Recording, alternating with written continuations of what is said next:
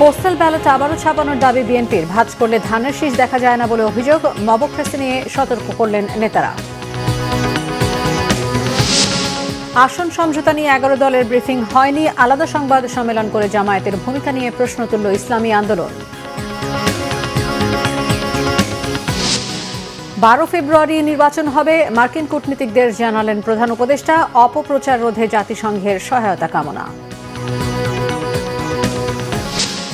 নির্বাচনের আগে অনাকাঙ্ক্ষিত ঘটনা এড়াতে আপাতত অন অ্যারাইভাল ভিসা বন্ধের সিদ্ধান্ত জানালেন পররাষ্ট্র উপদেষ্টা।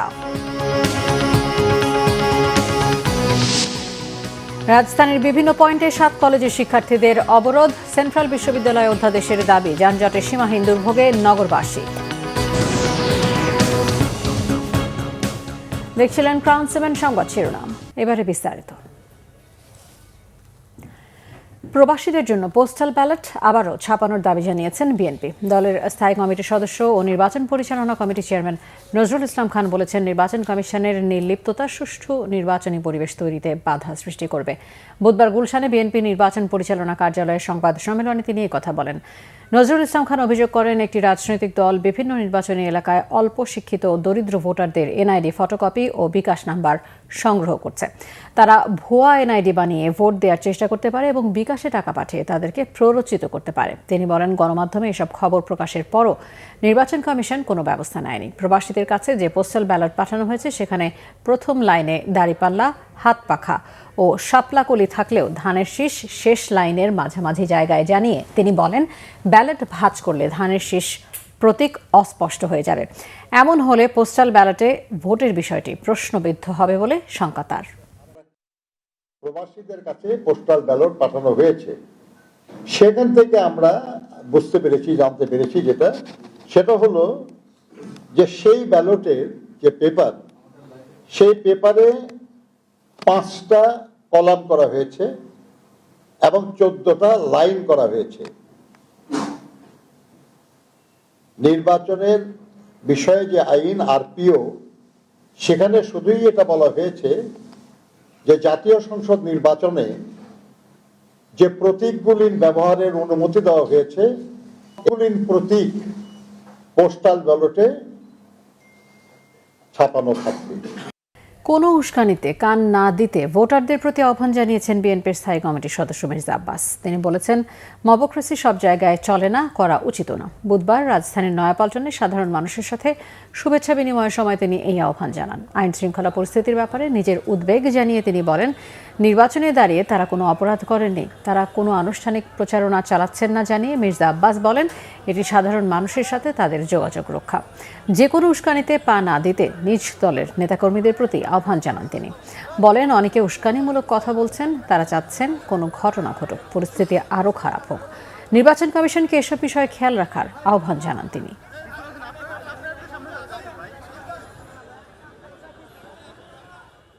আইন শৃঙ্খলা পরিস্থিতি নিয়ে আমি নিজেও খুব শঙ্কিত, কারণ কয়েকদিন আগেও আমাদের একজন কর্মীকে হত্যা করা হয়েছে।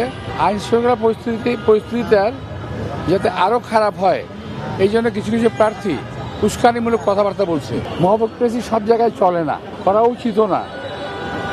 আর ঢাকা শহরে আমি আল্লাহর রহমতে বেশি আসি নাই, একবার যা ইচ্ছা তাই করে ফেলবে, ওটা সম্ভব না। জাতীয় পার্টির মতো জামায়াতে ইসলামীও সরকারের সঙ্গী বিরোধী দল হতে চায় কিনা প্রশ্ন তুলেছেন ইসলামী আন্দোলন বাংলাদেশের মুখপাত্র গাজী আতাউর রহমান। পল্টনে দলটির কার্যালয়ে আয়োজিত এক ব্রিফিংয়ে তিনি এমন প্রশ্ন তোলেন। এদিকে আসন সমঝোতা নিয়ে আজ 11 দলীয় জোটের সংবাদ সম্মেলন হওয়ার কথা থাকলেও পরে তা বাতিল করা হয়। ব্রিফিংয়ে জোট নিয়ে আলোচনা প্রসঙ্গে ইসলামী আন্দোলনের মুখপাত্র বলেন, আগামী 2-1 দিনের মধ্যে তারা জোটবদ্ধ নাকি এককভাবে নির্বাচন করবে সেটি চূড়ান্ত ঘোষণা দেবে।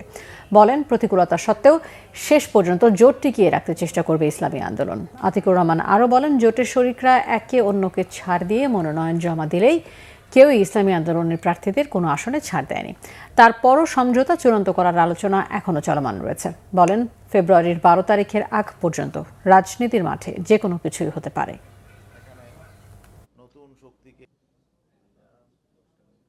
জামাতে ইসলাম জাতীয় পার্টির মতো ভূমিকা পালন করবেন। জাতীয় পার্টি যেমন আওয়ামী লীগের সাথে সরকারেও ছিল, আবার বিরোধী দলেও ছিল, তাহলে কি এই জাতীয় কোনো ডিজাইনে তারা যাচ্ছেন, এটা নিয়েও কিন্তু আমাদের মধ্যে একটা শঙ্কা আছে। অন্যান্য সমমনা আমাদের যে রাজনৈতিক দল যাদেরকে নিয়ে আমরা পথ চলা শুরু করেছিলাম, তাদের সাথেও আমরা পরস্পর যোগাযোগ করছি, আমাদের আলোচনা চলমান আছে। আমরা চাচ্ছি যে মানুষের মধ্যে যে আগ্রহ তৈরি হয়েছিল, মানুষের প্রত্যাশা কীভাবে বাস্তবায়ন করতে পারবো, এটা নিয়ে আমরা এখনো পর্যন্ত আলাপ আলোচনা চালিয়ে যাচ্ছি। প্রধান উপদেষ্টা ডক্টর মোহাম্মদ ইউনূস বলেছেন, আগামী 12 ফেব্রুয়ারি নির্ধারিত সময় অনুযায়ী সাধারণ নির্বাচন ও গণভোট হবে। এ বিষয়ে অন্তর্বর্তী সরকার প্রতিশ্রুতিবদ্ধ। ডোনাল্ড ট্রাম্প প্রশাসনে দায়িত্ব পালনকারী যুক্তরাষ্ট্রের 2 সাবেক জ্যেষ্ঠ কূটনীতিক আলবার্ট কোম্বেস ও মরস্ট্যানকে কথা বলেন তিনি। গতকাল মঙ্গলবার সন্ধ্যায় রাষ্ট্রীয় অতিথি ভবন যমুনায় প্রধান উপদেষ্টার সাথে সৌজন্য সাক্ষাৎ করেন তারা। প্রধান উপদেষ্টা বলেন, নির্বাচনকে ঘিরে ভুয়া খবরের বন্যা ও পরিকল্পিতভাবে বিভ্রান্তি ছড়ানো হয়েছে, তবে অন্তর্বর্তী সরকার আগামী 12 ফেব্রুয়ারি নির্বাচন অনুষ্ঠানের প্রতিশ্রুতিতে অটল। অন্তর্বর্তী সরকার নির্বাচনী ফলাফল ঘোষণা শেষে গণতান্ত্রিকভাবে নির্বাচিত সরকারের কাছে ক্ষমতা হস্তান্তর করবে। নির্ধারিত 12 ফেব্রুয়ারি নির্বাচন হবে, এর একদিন আগেও নয়, একদিন পরেও নয় বলে জানান প্রধান উপদেষ্টা। ডক্টর মোহাম্মদ ইউনূস বলেন, নির্বাচনকালীন সময়ে অন্তর্বর্তী সরকার সম্পূর্ণ নিরপেক্ষ থাকবে। তিনি জানান, অন্তর্বর্তী সরকার গণভোটে হ্যাঁ ভোটের পক্ষে প্রচারণা চালাচ্ছে। ডক্টর ইউনূস বলেন, তৎকালীন ফ্যাসিস্ট সরকারের সমর্থকেরা নির্বাচনকে ঘিরে বিভ্রান্তি সৃষ্টির উদ্দেশ্যে ভুয়া খবর ও অপতথ্য ছড়াচ্ছে, তবে জনগণ এখন সচেতন।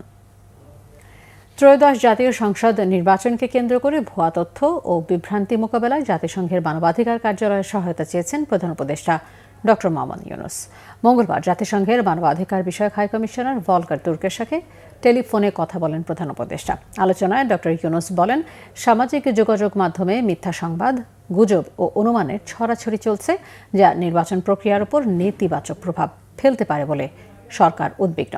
বিদেশি গণমাধ্যমের পাশাপাশি স্থানীয় বিভিন্ন সূত্র থেকে নির্বাচনকে ঘিরে ভুয়া তথ্য ছড়ানো হচ্ছে বলেও জানান অধ্যাপক ইউনূস।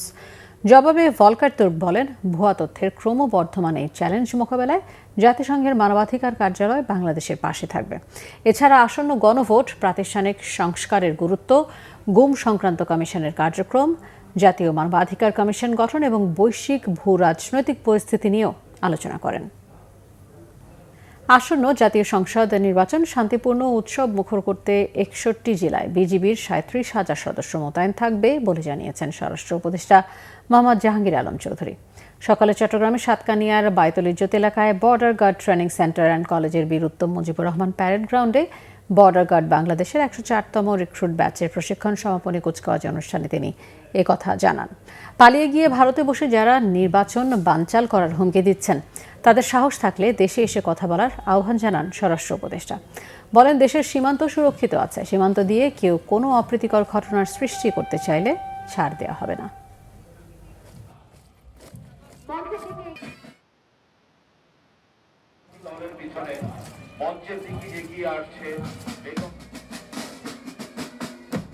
নির্বাচনটা যেন শান্তিপূর্ণভাবে, সুষ্ঠুভাবে এবং নিরপেক্ষভাবে এবং উৎসব মুখর হতে পারে, এই জন্য কিন্তু তাদের এই প্রশিক্ষণ তাড়াতাড়ি কমপ্লিট করে তাদের বিভিন্ন ইউনিটে পাঠাতে দেওয়া হচ্ছে। তারা এই আগামী 12 ফেব্রুয়ারি যে আমাদের জাতীয় নির্বাচন, এই নির্বাচনে তারা অংশগ্রহণ করবে। নির্বাচনের সময় অনাকাঙ্ক্ষিত পরিস্থিতি সামাল দিতে আপাতত অন-অ্যারাইভাল ভিসা বন্ধ রাখা হয়েছে বলে জানিয়েছেন পররাষ্ট্র উপদেষ্টা মোহাম্মদ তৌহিদ হোসেন। বলেন, বিশৃঙ্খলা সৃষ্টির লক্ষ্যে হুট করে যেন কেউ হাজির হতে না পারে, সেজন্যই স্বরাষ্ট্র মন্ত্রণালয় এমন সিদ্ধান্ত নিয়েছে। গাজায় বাংলাদেশ থেকে সৈন্য পাঠানোর বিষয়ে সরকার এখনও কোনো সিদ্ধান্ত নেয়নি বলে পররাষ্ট্র উপদেষ্টা জানিয়েছেন। রিপোর্ট আসমা আক্তার, নূপুরের। বুধবার বিকালে পররাষ্ট্র মন্ত্রণালয়ে সমসাময়িক বিভিন্ন বিষয়ে সাংবাদিকদের সাথে কথা বলেন পররাষ্ট্র উপদেষ্টা মোহাম্মদ তৌহিদ হোসেন। পররাষ্ট্র উপদেষ্টা জানান, 15 জানুয়ারি থেকে 15 ফেব্রুয়ারি পর্যন্ত অন অ্যারাইভাল ভিসা বন্ধ রাখার সিদ্ধান্ত নেওয়া হয়েছে। এই সময়ের মধ্যে যদি কেউ দেশে আসতে চান, সঙ্গত কারণ থাকলে তাদের আসতে দেয়া হবে। আপনারা জানেন যে নির্বাচনের সময় অনাকাঙ্ক্ষিত পরিবেশ সৃষ্টির চেষ্টা হতে পারে। অনেকেই যারা কাম্য না ঠিক তারা এসে হাজির হয়ে যেতে পারে। এই জন্য আমরা তো ভিসা বন্ধ করছি না, ভিসা নিয়ে আসুন, যে কেউ আসতে চান, যাদের পারপাস ঠিক থাকবে তাদেরকে আমরা আসতে দেবো, কিন্তু হুট করে কেউ হাজির হয়ে না যায় এই জন্য। এক প্রশ্নের জবাবে পররাষ্ট্র উপদেষ্টা জানান, গাজায় ফোর্স পাঠানোর বিষয়ে আলাপ আলোচনা কেবল শুরু হয়েছে। এখনও কোনো সিদ্ধান্ত হয়নি। মিয়ানমারের সঙ্গে সমস্যার সমাধানও একদিনের সমাধান সম্ভব নয় বলে তিনি মন্তব্য করেন। মিয়ানমারের সাথে তো আমরা তো সম্পর্ক ত্যাগ করিনি। এমন যদি হতো যে মিয়ানমারের সাথে আমরা সম্পর্ক ত্যাগ করেছি, অন্য একটা এন্টিটিকে নিতে যাচ্ছে, সেটা তো না। 2-4 মাস বা 1-2 বছরের মধ্যে সমাধান করে ফেলা হবে। আমার সামান্য ক্ষুদ্র জ্ঞান থেকে আমি বলেছিলাম যে এটা হবে না, এটা যে ধরন তাতে করে দীর্ঘ সময় লাগবে। আলটিমেটলি আরও দীর্ঘ সময়ের প্রস্তুতি নিয়েই এগোতে হবে, যাতে করে এই সমস্যার আমরা সমাধান করতে পারি। সে চেষ্টা চলতেছে। জাতীয় নির্বাচনের পোস্টাল ব্যালট শীঘ্রই প্রবাসীদের কাছে পৌঁছে যাচ্ছে। ভোট দেওয়ার পর বাংলাদেশ মিশন ডাকযোগে সেই ব্যালট পাঠানোর ব্যবস্থা করবে বলে জানান পররাষ্ট্র উপদেষ্টা। আসমা আক্তার নূপুর, বাংলা ভিশন, ঢাকা। 100টি আপিলের মধ্যে 74টি বৈধ বলে ঘোষণা করেছে নির্বাচন কমিশন। এদিকে মবের কারণে লেভেল প্লেইং ফিল্ড নষ্ট হচ্ছে বলে অভিযোগ করছে জাতীয় পার্টি। অন্যদিকে 1% ভোটারের সমর্থনের আইন ভোগান্তির কারণ হয়ে দাঁড়িয়েছে বলে অভিযোগ স্বতন্ত্র প্রার্থীদের। এই আইন সংবিধানের ধারার সাথে সাংঘর্ষিক বলেও দাবি তাদের। আরফিন শাওনের রিপোর্ট। নির্বাচন কমিশনে পঞ্চম দিনের মতো আপিলের শুনানি হয় বুধবার। এখন পর্যন্ত 5 দিনে 380টি আপিলের মধ্যে 278টি বৈধ বলে ঘোষণা করেছে কমিশন। এদিন নির্বাচন কমিশনে বেশিরভাগ শুনানি হয় স্বতন্ত্র প্রার্থীদের আপিল নিয়ে। মনোনয়ন ফিরে পাওয়ার পরও কিছু বিষয়ে অভিযোগ ছিল প্রার্থীদের কণ্ঠে। এই যে 1% যেগুলা স্বতন্ত্র প্রার্থীর জন্য অনেক কষ্ট হয়ে যায়, যদি এটা আপনারা কোনো ভালোভাবে যদি নেন, হয়তো বা 1% তো একটু কমিয়ে নিয়ে আসেন অথবা অন্য কোনো পদক্ষেপ নেন, আমাদের মনে হয় ভালো হবে। 1% ভোটারের যে ইস্যুটা, এটা অনেকে আসলে বড় বড় দলের একটা প্রভাব থাকে, সেই ভয়ে অনেকেই দিতে চায় না। প্লাস হচ্ছে আমাকে সমর্থন করছে, আমার জন্য দোয়া করছে, বলছে আমাকে ভোট দেবে, কিন্তু ওনারা সিগনেচারটা দিতে চাচ্ছে না। 6 জন সঠিক দেখিয়েছে, 4 জন সঠিক দেখেই নাই। আমরা চেক করে দেখলাম returning officer very unlawfully and illegally আমার প্রার্থীটা বাতিল করেছিল। আইনটি সংবিধানের সাথে সাংঘর্ষিক বলেও দাবি করেছেন তারা। আমাদের সংবিধানের আর্টিকেল 66-এ কোয়ালিফিকেশন ডিসকোয়ালিফিকেশনের ব্যাপারে বলা আছে, তো সেখানে কোথাও 1%-এর ব্যাপারটা বলা নেই। এবং ওখানে ডিসকোয়ালিফিকেশনের যে সমস্ত ক্রাইটেরিয়াসগুলো আছে সেগুলো অনেক বেশি অবজেক্টিভ, যেগুলো কম্পিটেন্ট অথরিটি দ্বারা প্রমাণিত হওয়ার ব্যাপার থাকে। ভোটের আইন হলো ভোট গোপন কক্ষে ভোট দিবে, সে কেন আগে নিজেকে এক্সপোজ করবে? এদিকে মবের কারণে জাতীয় পার্টির অনেকের প্রার্থিতা বাতিল করা হয়েছে বলে অভিযোগ করেন দলটির প্রেসিডিয়াম সদস্য রেজাউল ইসলাম ভুইয়া। লেভেল প্লেইং ফিল্ড মাঠে মবের কারণে নষ্ট হচ্ছে। আপনারা দেখবেন যে যখন জমা দিতে গেল প্রার্থীরা, তখন কিন্তু বিভিন্ন জায়গার মধ্যে আমাদের প্রার্থীরা যখন গেল তখন বলা হলো যে ওদেরকে নেওয়া হয়ে যাবে না, বিভিন্নভাবে মব সৃষ্টি করা হলো, যার কারণে এই ভুলগুলা রিটার্নিং কর্মকর্তা ওইভাবে পরীক্ষা করতে পারে নাই। দলটি এককভাবে নির্বাচনে অংশ নেবে বলে জানিয়েছেন তিনি। আরফিন শাওন, বাংলা ভিশন, ঢাকা। শিক্ষা উন্নয়নে বেগম খালেদা জিয়ার অবদান তাকে মানুষের মাঝে চিরঞ্জীব করে রাখবে। তাকে হারানোর শোককে শক্তিতে পরিণত করে দেশকে এগিয়ে নিতে হবে। প্রয়াত প্রধানমন্ত্রীর সমাধিতে শ্রদ্ধা জানিয়ে কথা বলেছেন রাজনৈতিক দল ও সংগঠনের নেতারা। আর সাধারণ মানুষ বলছেন, বেগম জিয়ার প্রতি ভালোবাসার টানেই তারা সমাধি প্রাঙ্গণে ছুটে আসছেন। মেজবা রহমানের রিপোর্ট। বেগম খালেদা জিয়াকে সমাহিত করার 15তম দিন। নেতাকর্মী ও সাধারণ মানুষের এই উপস্থিতি স্মরণ করিয়ে দেয় বাংলাদেশের মানুষের মনের কত গভীরে তার স্থান। বুধবার অশ্রুসিক্ত নয়নে কেউ স্মরণ করছেন প্রিয় নেত্রীর স্মৃতি, কেউ বা শ্রদ্ধা নিবেদন করছেন পুষ্পস্তবক অর্পণের মাধ্যমে। যে একটা লোক ছিল সে ওকে দুনিয়া থেকে বিদায় গেল, ভোটটা দেখে দিল না, সে আবার হিরিয়া প্রধানমন্ত্রী হইল, আল্লাহ দেখাইল না তারে, তো সুন্দর হয়েছে, এটা তার হয়তো আত্মার শান্তি পেতে পারে। তার যে একটি ভালোবাসা এবং অ্যাক্টিভিটিস মানুষ গ্রহণ করেছে। তিনি ছিলেন মূলত শিক্ষা বান্ধব, শিক্ষকদের খুব আইকন, অনেক যথেষ্ট ভালোবাসতেন। এদিন শ্রদ্ধা জানাতে আসেন ঢাকা বিশ্ববিদ্যালয় অ্যালামনাই অ্যাসোসিয়েশন। সংগঠনের সভাপতি শামসুজ্জামান দুদু বলেন, বেগম জিয়া দেশের শিক্ষা উন্নয়নে অসামান্য ভূমিকা রেখেছেন। নারী শিক্ষা সহ শিক্ষা ক্ষেত্রে তার অবদান এটা ইতিহাসে স্বর্ণাক্ষরে লেখা থাকবে। তার আগে এই দেশে যারাই যখন ক্ষমতায় এসেছেন বিভিন্ন ক্ষেত্রে নানান ভূমিকা রাখলেও সব কিছু ছাপিয়ে তিনি মানুষের যে হৃদয়ে স্থান করেছেন, হৃদয়ের মণিকুঠায় জায়গা করেছেন, সেটি আমরা তার অসুস্থতার সময় এবং যখন তিনি প্রধান এবং জানাজার আমরা লক্ষ্য করেছি। শ্রদ্ধা জানান ঢাকার পাশাপাশি বিভিন্ন জেলার নেতাকর্মীরা। দোহাত তুলে মোনাজাতে অংশ নেন নেতারা। বিএনপির স্থায়ী কমিটির সদস্য সেলিমা রহমান বলেন, নেত্রীর চিরবিদায়ে তারা শোকাহত, তবে এই শোককে শক্তিতে পরিণত করেই দেশের জন্য কাজ করবেন তারা।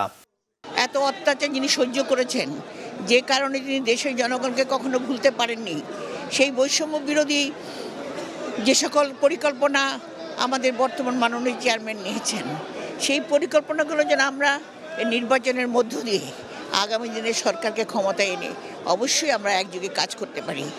উপস্থিত সাধারণ মানুষের কণ্ঠেও ফুটে উঠেছে আপসহীন নেত্রীকে হারানোর হাহাকার। মিসবা রহমান, বাংলা ভিশন, ঢাকা।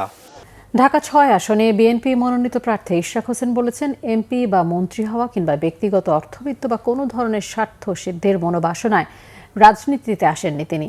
এসেছেন জনগণের নিত্যদিনের সমস্যা সমাধান, জনগণের অধিকার রক্ষা এবং গণতন্ত্র প্রতিষ্ঠার জন্য। বুধবার রাজধানীতে নবাবপুর দোকান মালিক সমিতির উদ্যোগে সাবেক 3 বারের প্রধানমন্ত্রী বেগম খালেদা জিয়ার রুহের মাগফিরাত কামনায় দোয়া মাহফিলে তিনি কথা বলেন। ইশরাক হোসেন বলেন, যানজট, জলাবদ্ধতা, গ্যাস সংকট, ড্রেনেজ ব্যবস্থার দুরবস্থা সহ নানা সমস্যায় জর্জরিত রাজধানী। শিক্ষা ও স্বাস্থ্য ব্যবস্থা, বেকারত্ব ও দারিদ্র্য যে পর্যায়ে পৌঁছেছে, সেখান থেকে উত্তরণ ঘটিয়ে মানুষের জীবনযাত্রার মান উন্নয়ন করাই তার রাজনীতিতে আসার মূল উদ্দেশ্য। বেগম খালেদা জিয়াকে কারাবন্দী করার পর থেকে রাজনীতিতে আরও সক্রিয় হয়েছেন জানিয়ে ইশরাক হোসেন বলেন, বেগম জিয়ার আদর্শকে ধারণ করে জনগণের ভোটাধিকার, বাংলাদেশের স্বাধীনতা ও সার্বভৌমত্ব প্রতিষ্ঠার জন্য যে আন্দোলন সংগ্রাম শুরু হয়েছে, সেই লড়াই আজীবন চলবে।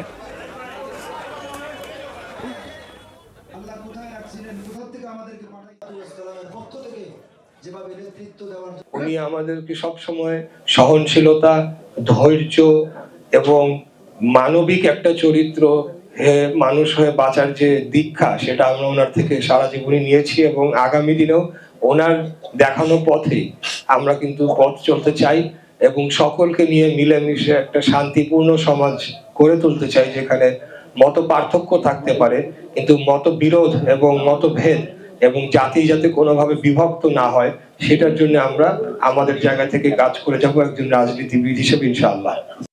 প্রস্তাবিত ঢাকা সেন্ট্রাল ইউনিভার্সিটি অধ্যাদেশ জারির দাবিতে রাজধানীর বিভিন্ন এলাকায় দিনভর সড়ক অবরোধ করে বিক্ষোভ করে সরকারি 7 কলেজের শিক্ষার্থীরা। সকাল থেকে ছোট ছোট মিছিল নিয়ে এসব পয়েন্টে জড়ো হয়ে অবরোধ কর্মসূচি শুরু করে তারা।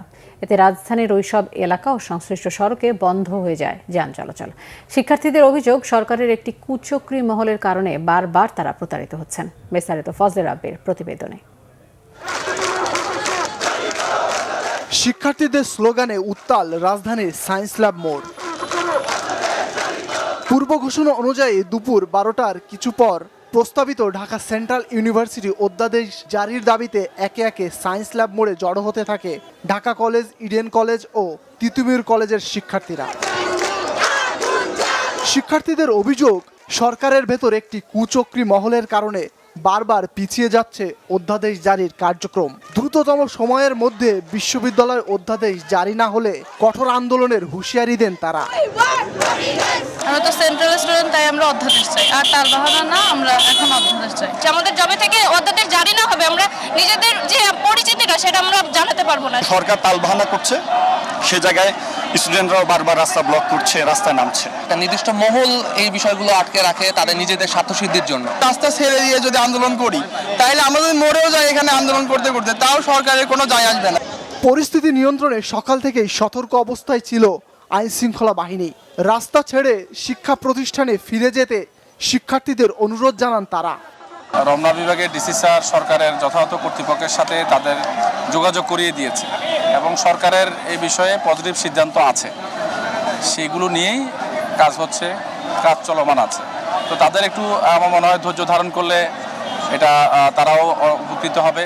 এখন যে ভোগান্তি হচ্ছে, সে ভোগান্তি থেকেও মানুষ রক্ষা পাবে। আমরা তাদেরকে বোঝানোর চেষ্টা করছি সকাল থেকে এবং বলার চেষ্টা করছি যে দুর্ভোগ তৈরি না করেও তাদের দাবি দেওয়ার বিষয়ে তারা কথা যাতে আলোচনা চালিয়ে যায়। এদিন শিক্ষার্থীদের সড়ক অবরোধের কারণে সায়েন্স ল্যাব ও এর আশপাশের এলাকায় ব্যাপক যানজট সৃষ্টি হয়। কোথাও কোথাও বন্ধ হয়ে যায় যান চলাচল। দূর দূরান্ত থেকে পায়ে হেঁটে গন্তব্যে পৌঁছাতে হয় অনেককে। টঙ্গী থেকে আপনার হচ্ছে নিউ মার্কেট যাব, নেমে গেছে হচ্ছে আপনার এই যে আসাদ গেটের সামনে, এই বস্তা নিয়ে পড়ে যাচ্ছি। আমাদের জন্য কষ্ট, ওই যে আমরা ধানমন্ডি থেকে ওইখানে নামছি, এবারে হাঁটতে হাঁটতে যাবো এলিফেন্ট রোড, পরে আবার যাবো গুলিস্তান, যদি বাস না পাই হেঁটে যেতে হবে আবার। সায়েন্স ল্যাব ছাড়াও রাজধানীর মহাখালী, টেকনিক্যাল মোড় ও তাঁতিবাজার এলাকায় দিনভর সড়ক অবরোধ করে বিক্ষোভ করে 7 কলেজের শিক্ষার্থীরা। ফজলে রাব্বি, বাংলা ভিশন, ঢাকা। আওয়ামী লীগ সরকারের 1.5 দশকের শাসনামলে গুমের পর 104 জনকে হত্যার ঘটনায় মানবতাবিরোধী অপরাধের মামলায় অবসরপ্রাপ্ত মেজর জেনারেল জিয়াউল আহসানের বিরুদ্ধে অভিযোগ গঠনের আদেশ দিয়েছেন আন্তর্জাতিক অপরাধ ট্রাইব্যুনাল 1। এর মাধ্যমে সাবেক এই সেনা কর্মকর্তার বিরুদ্ধে গুম ও খুনের মামলার বিচার শুরু হলো। এই মামলা থেকে জিয়াউল আহসানের অব্যাহতির আবেদন খারিজ করে দিয়ে বুধবার বিচারপতি মোহাম্মদ গোলাম মর্তুজা মজুমদারের নেতৃত্বাধীন 3 সদস্যের আন্তর্জাতিক অপরাধ ট্রাইব্যুনাল 1 এই আদেশ দেন। আগামী 8 ফেব্রুয়ারি এই মামলার সূচনা বক্তব্য উপস্থাপন ও সাক্ষ্য গ্রহণ শুরুর দিন ধার্য করেছেন আদালত। চিফ প্রসিকিউটর মোহাম্মদ তাজুল ইসলাম জানান, জিয়ার বিরুদ্ধে সাবেক সেনাপ্রধান ইকবাল করিম ভূঁইয়া সাক্ষ্য দেবেন। জিয়াউল হাসানের আইনজীবী নাজনীন নাহার জানান, জিয়াউল হাসান বিচার বহির্ভূত কোনো হত্যাকাণ্ডের সাথে যুক্ত ছিলেন না, যা হয়েছে তা সবই আইনগতভাবে হয়েছে। প্রসিকিউশন জিয়ার বিরুদ্ধে 3টি অভিযোগ এনেছে। নারী নেতৃত্ব ও নারীর ক্ষমতায়ন নিশ্চিত করতে রাজনৈতিক দলগুলোকে সচেতনভাবে সিদ্ধান্ত নিতে হবে, তা না হলে নারীর ক্ষমতায়ন কথাটা শুধু কাগজে কলমেই থাকবে, এমনটাই মনে করেন নারী সংগঠক ও রাজনৈতিক নেতারা।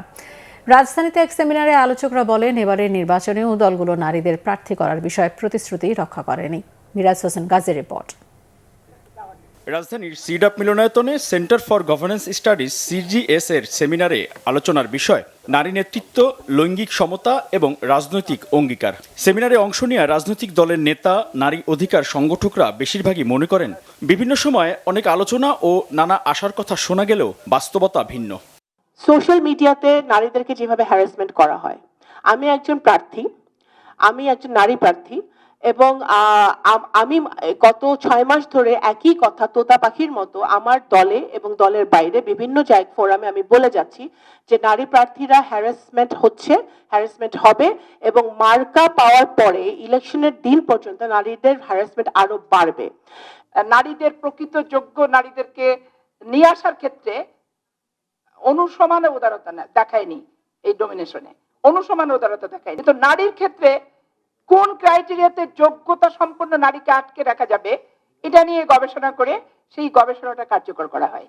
এটাই হচ্ছে বাস্তবতা। সংবিধানে অনেক জায়গায় নারীর জন্য গ্যারান্টিজ আছে, কিন্তু কেউ মানে না, কেউ শোনে না, রাজনীতিবিদরা পড়েনও না, পড়ে বোঝারও চেষ্টা করেন না। আর যদি নারীরা বলতেও চায়, পাপিয়ার কাছেও শুনেছেন, শ্যামার কাছেও শুনেছেন যে তাদের মুখ প্রায় বন্ধ থাকে। রাজনীতিবিদরা, রাজনীতি পুরুষরা রেকগনাইজ করতে হবে যে নারী ছাড়া এই দেশের অগ্রগতি হবে না। সুতরাং তাদের জন্য স্পেশালি এখনো আমি বলবো স্পেশাল স্টেপস নিতে হবে। বক্তারা বলেন, নারীদের রাজনৈতিক ক্ষমতায়ন নিশ্চিত করতে দলগুলোর ভূমিকা গুরুত্বপূর্ণ। যদিও নানা সময় বিভিন্ন রাজনৈতিক দলের পক্ষ থেকে এ নিয়ে প্রতিশ্রুতি দেয়া হলেও এবারের নির্বাচনে কোনো দলই সেসব বাস্তবায়ন করেনি। ওটা নিশ্চিত করতে হবে যে নারীর ওই যে মনোনয়ন দেয়া দলের নেতৃত্বের মধ্যে 30% 40% যাই বলি না কেন, সেটা শুরু করতে হবে এবং সেটা নিশ্চিত করবার কাজটা আসলে করতে হবে। আজকের প্রেক্ষাপটে আমাদের শুধু বললেই চলবে না, গ্রাম থেকে কেন্দ্র পর্যন্ত আমাদের নারী নেতৃত্ব কিভাবে এটাকে আইনগত হবে, সমস্ত রাজনৈতিক দল যারা আমরা প্রগ্রেসিভ প্রগতির চিন্তা করি, এটা করতে হবে। যদি করতে না পারি খালি কথার কথা বললে হবে না। নারীদের ক্ষমতায়নের জন্য বেসরকারি সংগঠনগুলোর সোচ্চার হওয়ার পাশাপাশি গণমাধ্যমকেও সক্রিয় ভূমিকা পালনের আহ্বান জানান বক্তারা। মিরাজ হোসেন গাজী, বাংলা ভিশন, ঢাকা। যাত্রী সেবায় নতুন মাত্রা যোগ করতে ঢাকা নোয়াখালী রুটে আনুষ্ঠানিকভাবে যাত্রা শুরু করেছে সারা এক্সপ্রেস। বুধবার রাজধানীর আরামবাগে জাঁকজমকপূর্ণ আয়োজনে নতুন এই বাস সেবার উদ্বোধন করেন বাংলাদেশ সড়ক পরিবহন শ্রমিক ফেডারেশনের সাধারণ সম্পাদক হুমায়ুন কবির খান। জেএসকে গ্রুপের এই উদ্যোগকে স্বাগত জানিয়ে প্রধান অতিথির বক্তব্যে তিনি বলেন, এ ধরনের আধুনিক ও শ্রমবান্ধব পরিবহন সেবা দেশের যোগাযোগ খাতে ইতিবাচক ভূমিকা রাখবে। এ সময় সারা এক্সপ্রেসের চেয়ারম্যান ও জেএসকে গ্রুপের ম্যানেজিং ডিরেক্টর তরুণ উদ্যোক্তা মোহাম্মদ খুরশিদ আলম বলেন, নিরাপদ, সময়নিষ্ঠ ও মানসম্মত পরিবহন সেবা নিশ্চিত করার লক্ষ্যে যাত্রা শুরু করেছে সারা এক্সপ্রেস। অনুষ্ঠানে উপস্থিত ছিলেন সড়ক পরিবহন শ্রমিক ফেডারেশনের যুগ্ম সাধারণ সম্পাদক জুবায়ের হোসেন, শিক্ষা ও সাংস্কৃতিক সম্পাদক ইউনুস হাওলাদার, বাস মালিক সমিতি ও শ্রমিক সংগঠনের প্রতিনিধিরা ও জেএসকে গ্রুপের বিভিন্ন পর্যায়ের কর্মকর্তারাও। শিশুদের প্রারম্ভিক যত্ন, বিকাশ ও নিরাপত্তা নিশ্চিত না হলে টেকসই জাতি গঠন সম্ভব নয় মনে করেন সংশ্লিষ্টরা। রাজধানীতে জাতি গঠনে শিশুবান্ধব সাংবাদিকতা শীর্ষক জাতীয় পরামর্শ সভায় পানিতে ডুবে শিশু মৃত্যুকে দেশের একটি বড় কিন্তু নীরব সংকট হিসেবে তুলে ধরা হয়।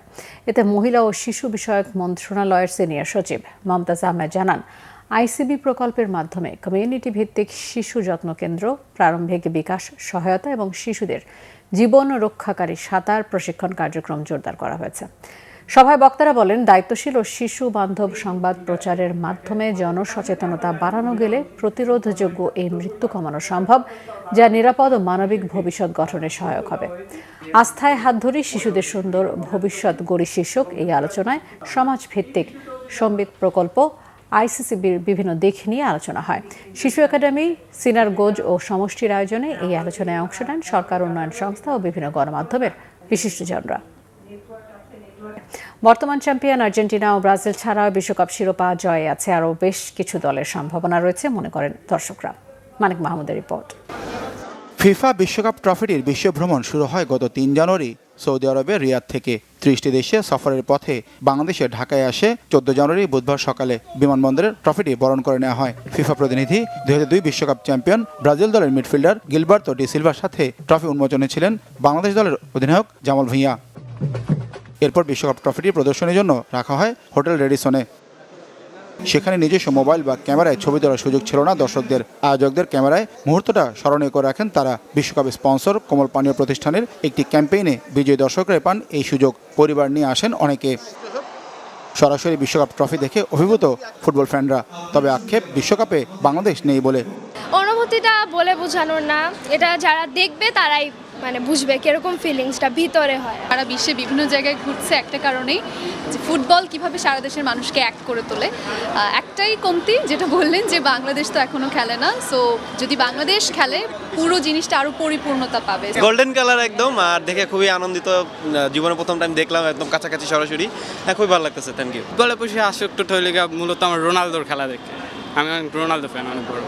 লিওনেল মেসির হাতে উঠেছে বিশ্বকাপের ট্রফি।